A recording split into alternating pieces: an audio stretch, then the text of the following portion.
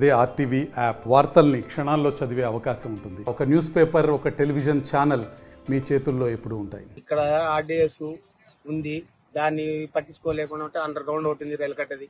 అదే ఏడుపులు లేకుండా అంటే ఈ ఆర్డీఎస్ కాలువ నీళ్లు కినాలు అవతలకు పోవాలన్నా రావాలన్నా చాలా ఇబ్బంది అయింది. ఒక కాలువ కాదు, 2 కాలువలు ఉన్నాయి. ఆ కాలువ ఎక్కి ఊర్లోకి మొత్తం జామ్ అయిపోయి ఊర్లో పారింది. మురికాలువ అనేది నిండిపోయి డ్రైనేజ్ నిండిపోయి అంత కొట్టుకపోనిక ప్రయత్నం అయిపోయింది. మేము అదే అనుకుంటే మళ్ళీ ఇక్కడికి వచ్చాక హైవే పోవాలంటే చాలా ఇబ్బంది అయింది. 2 ఆడోళ్ళు ఎక్కించుకొని బండి పోయింది, కింద పడినారు, వాళ్ళకి దెబ్బలు తగిలినాయి, హాస్పిటల్ పోయినారు అని మేము అధికారులకి ఫిర్యాదు చేసి ఎవరు పట్టించుకుంటలేరు. మాకి దానికి పరిష్కారం చేయాలా, మీరు న్యాయం చేస్తే మాకు మంచిగా ఉంటుంది, ఊరు బాగుంటుంది.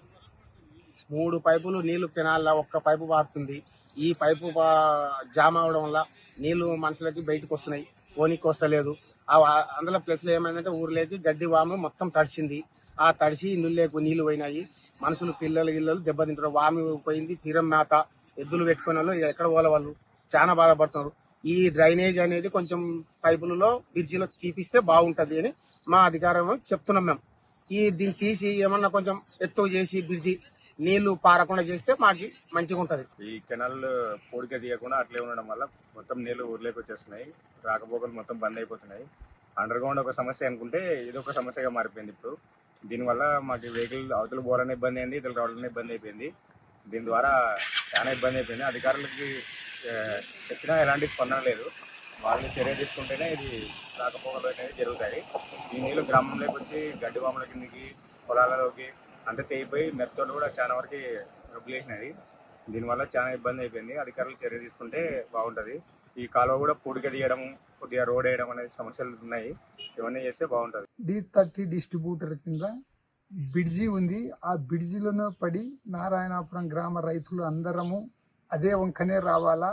అది లీకేజ్ కావడము చాలా ఇబ్బంది అయ్యి ఊరు ముందర ఉన్న ఇండ్ల ముందరనే పారుతూ ఉంటుంది ప్రతిరోజు.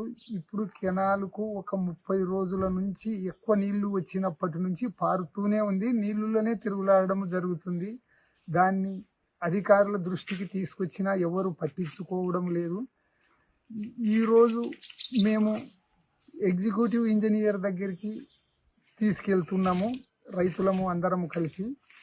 కాబట్టి దీనిపైన అయినా మీరు చర్య తీసుకోవాలా. ఇంతవరకు మేము ఎవరికి తెలిపినా దీనిపైన ఎవరు చర్య తీసుకోలేదు. కాబట్టి ఎగ్జిక్యూటివ్ ఇంజనీర్ దగ్గరికి పోతున్నాము. సూపర్వైజర్కి, లస్కర్లకి, వీళ్ళకి చెప్తే ఎవరు పట్టించుకోవడం లేదు దీని గురించి. కాబట్టి మాకు ఈ బ్రిడ్జి యొక్క పరిస్థితిని చూసి అయినా కానీ మాకు న్యాయం చేయాలని మేము కోరుతున్నాము. మేము కాలువ యొక్క బ్రిడ్జి పరిస్థితి కొన్ని ఏండ్ల నుంచి నడుస్తూనే ఉంది. ఈ నీళ్లు లీక్ కావడము చేయడము జరుగుతూనే ఉంది. కాబట్టి మీరు ఈ ఆర్డీఎస్ అధికారులు ఈ గారు కానీ డిఈ గారు కానీ మాకి ఆ బ్రిడ్జిని తీసి మామూలుగా స్లాబ్ వేసి నీళ్లు వదిలే ప్రయత్నం చేసి ఏ మాత్రము ఊర్లోకి నీళ్లు రాకుండా చేయాలని మీ దృష్టికి తీసుకొస్తున్నాము.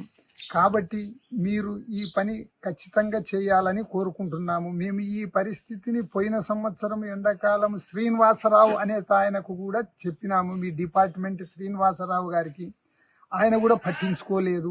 కాబట్టి ఇప్పుడైనా కానీ మాకి ఇది చేయగలరని మేము చెప్తున్నాము.